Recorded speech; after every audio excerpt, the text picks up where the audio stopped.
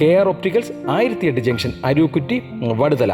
Branches specs world opticals opposite TB hospital Karivelippady. KR Opticals near post office Palluruthy. KR Opticals combustion മുക്ക് കുമ്പളങ്ങി. യുവതാര youth ലിറ്ററേച്ചറിന്റെ രണ്ടാം പതിപ്പിന് fort കൊച്ചിയിൽ തുടക്കം.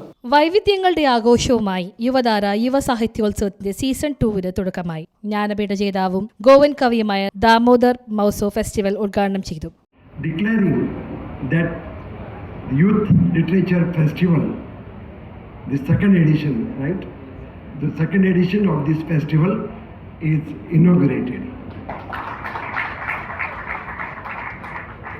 Every Lit Fest is a celebration of literature. Friends, I have been attending literature festivals for over last maybe about 2 decades.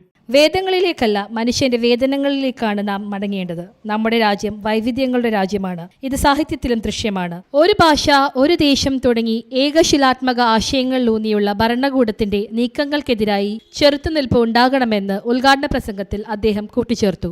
ചടങ്ങിൽ സംഘാടക സമിതി chairman KJ maxi MLA അധ്യക്ഷനായി.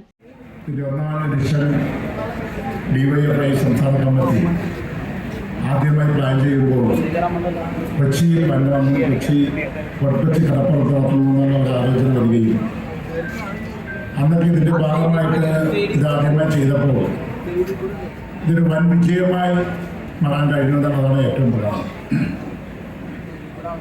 അക്ഷരങ്ങളുമായി ബന്ധപ്പെട്ടുകൊണ്ട് ലിറ്ററേച്ചർ ഫെസ്റ്റിവല് DYFI ആദ്യമായി സംഘടിപ്പിക്കുമ്പോൾ അത് ലോക പ്രശസ്ത വാർത്തയായി മാറാൻ കഴിയുന്നതാണ്. കൊച്ചി മാത്രമല്ല, കേരളം മാത്രമല്ല, ഇന്ത്യ മാത്രമല്ല, ലോകം മുഴുവനും അതൊരു വലിയ വാർത്തയായിട്ട്. തൂത്തുക്കുടി MPയും DMK നേതാവുമായ കനിമൊഴി കരുണാനിധി മുഖ്യാതിഥിയായി.